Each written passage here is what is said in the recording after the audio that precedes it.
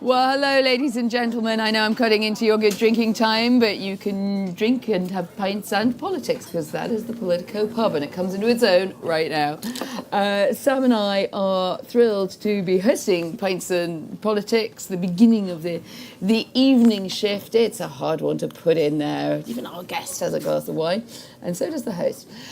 Sam and I have with us someone we thought you might like to hear from, for the really long view of what's going on in the Labour Party, in leadership, and how the party wins elections and talks to the rest of the country. It is Alan Milburn. Thank you. Whoa! I said, Alan, how do you want to be introduced? And he said, well, former Secretary of State for Health, former Chief Secretary of Treasury, former everything, really. But I think, Alan, you're doing yourself down a bit there. Makes me feel like I'm dead. I was going to say, you're certainly not dead yet. And also still very involved, I think, in advising, in being behind the scenes, in being one of the people that Keir Starmer and those close to him listen to, knows the health system inside out. It's been a big day on health announcements. There is one caveat here, that Alan is non-executive director at the Department of Health. And I think apparently, according to Sir Humphrey rules, you're not allowed to discuss health, which might seem like a bit of a shame, but it does mean that we can also go a bit broader with you. We can talk about, saying we're going to avoid the H word, right? But we're not going to do it as a sort of policy dive on what's been happening here. But I think, Sam, I think you were keen to raise this as we get going, that what we really want is, we want the inside skinny story of everything that's happening now in Labour, and where you see your role in it and where it's leading. We certainly do. Thank you very much for joining us. I think the rules even prohibit me asking how you are, so we'll go straight on. Not healthy, as long as it doesn't say it's healthy. And I'm a stickler for the rules. So I suppose one of your hats is one of this country's archist, as we always say, Blairites. So I want to start right now with the speech today by Keir Starmer. As maybe the leading Blairite in the country, how many Blairite points would you give it out of 10? Which were the Blairite bits? Which weren't the Blairite approved sections? And do you see Keir Starmer as an heir to Tony, given what you heard today? Brilliant. Great question. Thank you for having me. Lovely to see everybody. I thought what you had today was what I'd call an exposition of one nation Labourism. So we've heard a lot about one nation Toryism over the years. This was one nation Labourism. He'd obviously identified the enemy, so to speak, on the far right, and some references to the far left too. And so, in one sense, that is a continuation of a tradition, which is a very new Labour thing about how do you build an electoral coalition that can win. So I liked all of that, and I don't know about everybody here, but my sense was it felt authentic Keir. Well, there was a bit of fire in the belly. It was, very up, very positive. He's very animated, I thought, and frankly, he hasn't always been. So I thought that was great to see. And so if it is about building an electoral coalition and renewing the country and providing opportunities for people, that is very much in keeping with, I guess, what we were doing 25 years ago. So I think the watch-outs are, if you're going to do that, which seems to me to be the right, strategically, politically, the right place to be, and it's what the country needs, then you just got to make sure that you follow through in terms of action and project. So, I'd take an example. I wouldn't personally have posited university education and vocational education as opposites, because they're friends. The truth is, look, you need more people in education, and you need people to stay more in education for longer, whether vocational or in higher. Look, I speak nowadays as a sort of chancellor of a university, so I've got a vested interest, if you like. So I think it's a great platform. What it provides us with, I think, really for the first time, is it provides us with coherent North Star, which many people have said has been missing. And so I think you've got the makings of something that we can build out over the course of the next few years. Can I just ask you about that? You've spoken to us which university you're Chancellor of. That was a little bit where I understood where Keir Starmer was coming from, and apprenticeships. This is one of those ones everyone loves the word, Labour loves apprenticeships. People who don't think that they're spending too much money on not very good university courses like the idea that there could be something shorter, more practical, and probably a lot of people out there are just quite confused. Like they were told not many years ago, but it must be said of Blairite government, 50% of people should go to higher education, otherwise we lose the global race. And I was like, nah, not so much. But does that risk kind of making a wedge, if you like, between quite aspirational people to be a bit sloppy? I don't only mean by socioeconomics, but the middle class appeal. And what I felt from Keir Starmer, a lot of talk about working class. Is he driving a rift there a little bit that might come back to haunt him? Well, the politics are pretty straightforward. Look, you got this Farage and reform problem here, and by the way, I think you've just got to be very, very careful about some of the words. So when people talk about grievance politics, of course there are grievances, but what people feel is real. Look, He did try to say that, didn't he? Yeah. That he'd heard that. So at a 2 square mile radius around Westminster, most people, the consensus around there is, there's something in the water and people are gone crazy. They're voting for Brexit, they're voting for Trump, and now they're voting for Farage. Well, I didn't vote for Brexit. I wouldn't vote for either of those two guys. But I understand why people are. Okay? It's not irrational, it's rational. And so it's for real reasons, and it's deep. It's about widening inequality in society. It's about globalization having worked very well in the east of the world, a bit less well in the west of the world, because it's created too many losers and not enough winners. So we know all about that. Social mobility is down, not up. Inequality is wider than it was. So people are now worried, quite reasonably, about whether their kids are going to do as well as they've done. And that's just a naturally human impulse. That's what we all want. We all want the next generation to do better than our own generation. And if you like, the Great British Promise has been, for decades, that is what will happen. There will be an escalator of opportunity, and then for too many people, too many communities, too many families, suddenly that escalator isn't working. So it's not irrational. And you've got to be very, very careful, in my view, about how you describe it, because the risk is it's a bit like the racist word. Okay, we've got Do to you be have very reservations about that then? So I think you've got to be really careful about delineating what. So I thought Keir did that really well today. Look, if people are being attacked, if it's a shopkeeper and it's an Asian shopkeeper and people are throwing bricks through the window and daubing graffiti, then we know what that is, right? But people having concerns about migration, and particularly when it's unfettered, and when people are just showing up here and Britain isn't in control of its borders, that's a perfectly reasonable thing for people to be thinking. So we've got to be really careful about how we describe these things and understand where people are coming from. And look, I was just talking to a mate of mine who's chief of staff for Anthony Albanese, who's who, as you know, spoke to the conference, the Australian Prime Minister. And he was saying, look, the big thing that the left often gets wrong is that we think the public have got to march towards us in order to win elections. And the truth is, we've got to march towards them. And we've got to understand where they're coming from. It doesn't mean you've always got to agree with people. But unless you understand where they're coming from, the ability to have a grown-up conversation where you're heard in the right way is so much less. On exactly that point, I was wondering whether you might be able to answer a question that I think it's fair to say, Anne, that we couldn't answer on the podcast, which is, the question I've got about today's speech is whether or not it's going to be remembered on December the 1st. Because what Keir Starmer today and this entire conference is doing is putting its fingers in its ears and going, black hole, what black hole? Because I think in the second half of 2025, for me, there is only one question, which is what on earth do you do about the likely 20 to 30 billion pound black hole to be addressed in the budget? Sure. And this conference has sidestepped that question. Keir broadly sidestepped a few coded arguments in favour of the need for fiscal rules and a recognition of business taxation being a problem. But does any of this get a hearing when it ignores the biggest, most immediate problem, or does it just end up being verbiage where people think, well, you just didn't level with us? I think the speech was obviously important given the backdrop as we came into this conference, with a sort of sense of where were we going, was the party united, was Keir capable of setting out where he wanted to take the country. So I think we leave the conference, you saw it today, look, everybody wanted him to succeed, right? And he did, okay?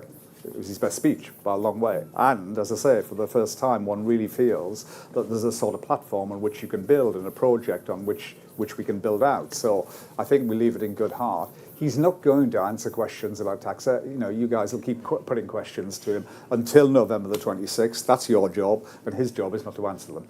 I mean, it's pretty straightforward, right? The Chancellor, as you know, it's very frustrating, I know, but the Chancellor's job Rachel's job on November the 26th is to answer the question. And the truth is, there are two sides to this coin, okay? Everybody's focused on how you raise revenue, and there's no doubt that revenue is going to have to be raised. At least in my view when I look at it, okay? So I don't know how, and I don't know, all the options don't look great. They're all tough options. This is often the way with public policy. It's not that normally you get an absolutely fantastic option and a really terrible option. Their sort of gradations are pretty bad, okay? So that's where we are on that side. But all that happens in the budget is that it's a revenue-raising budget, and it's not a public expenditure controlling budget. Then we have got a problem, not just with the bond markets, we all know what we're talking about, but more importantly with the taxpayers.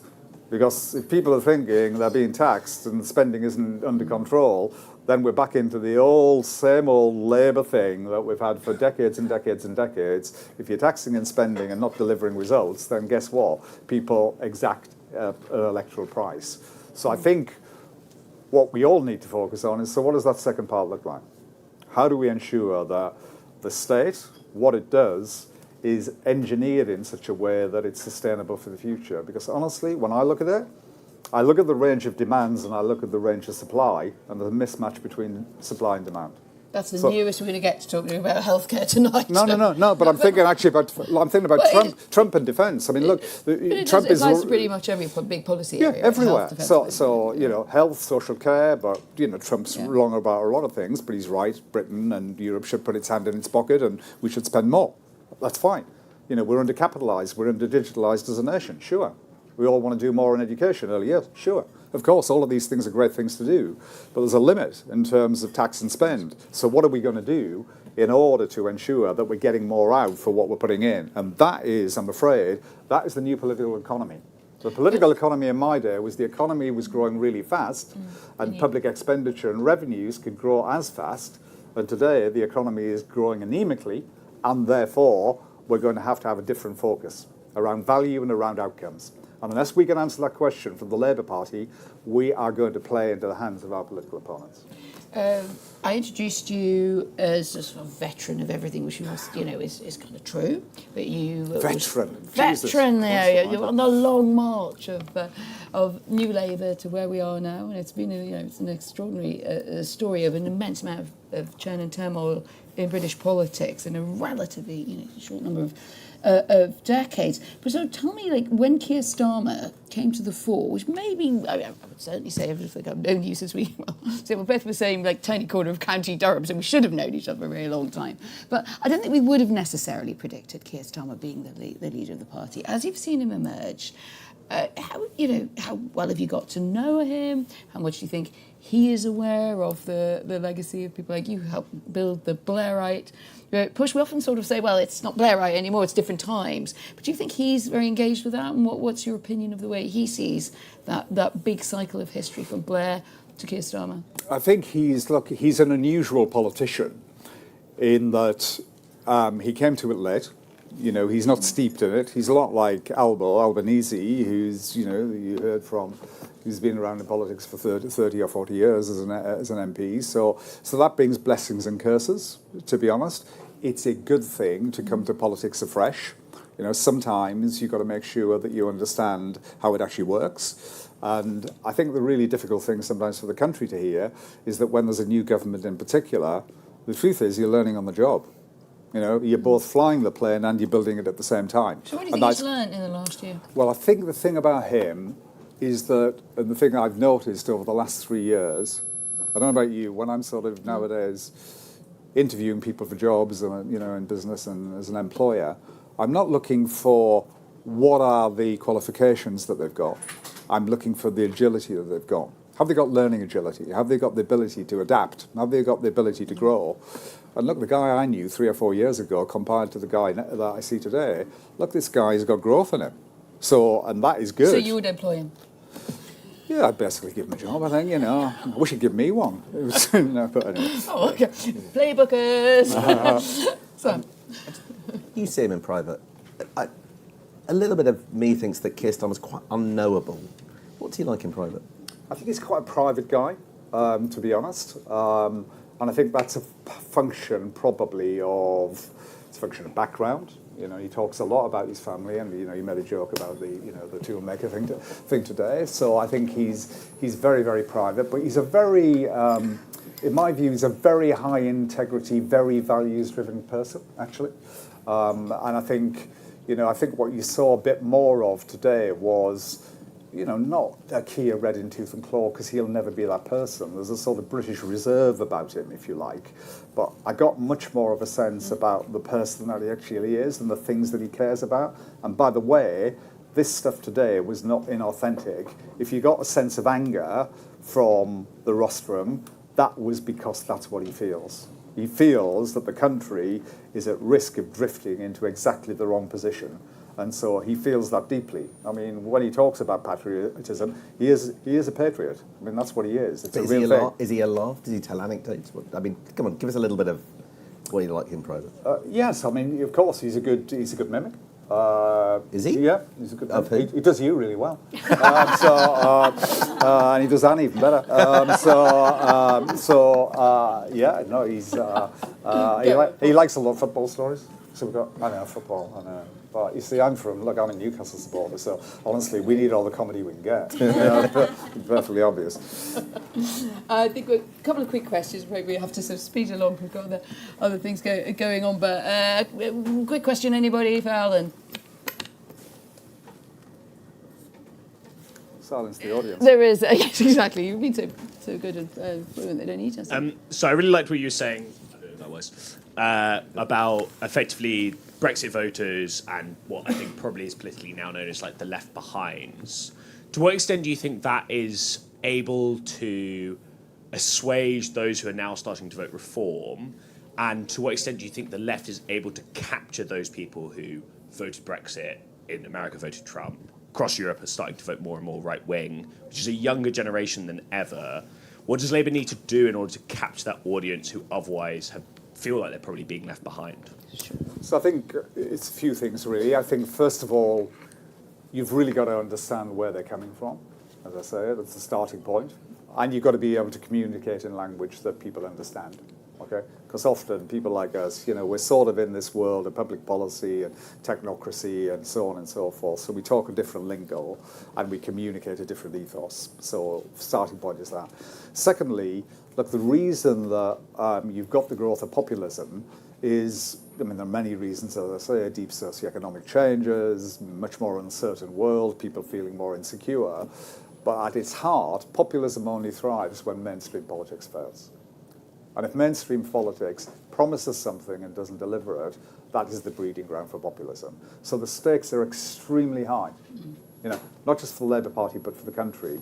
If we do not deliver on the back of a 170-seat majority, people are not unreasonably going to say to us, okay, so what was all that about then? So we tried a different version of mainstream politics. We tried the centre-right under Cameron and the Tories. Now we tried the centre-left under Starmer, and it hasn't worked. People may well conclude, actually, you need a completely different approach to politics. So delivery is key. And the third aspect of it, which, yes, sure. The third aspect is that you've got to tell a story about where we're trying to take the country for the future. And you've got to paint a sense of possibility, a bit of hope. The biggest thing that's in short supply in the country is a sense of hope for the future. When you're dealing with us, you have to keep it tight. 20 minutes, and that's it. Are we finished? We have That was finished. just one answer. So, thank you very much indeed to Alan. The imaginary alarm has gone off in my The head. imaginary alarm went off, yeah. And just want to say thank you very much indeed. It's the final night of Labour conference, so I imagine you and everybody else in this room is going to go out and enjoy it hard. We, in the morning, will be there with Politics and Sam and Anne's, doing all the work, going through all the papers and getting all the lines so that you can have a lie-in and then listen to us when you get up. You your debrief about today as well first, can't you? That's right. We've been very, very, productive at this conference, we hope. I'll be back 8 o'clock. Bridget Phillipson, come back, see us then. Thank you, and that was a wonderful tour d'horizon. I really enjoyed that. Thank you. Right, thank you so much. Right, cool.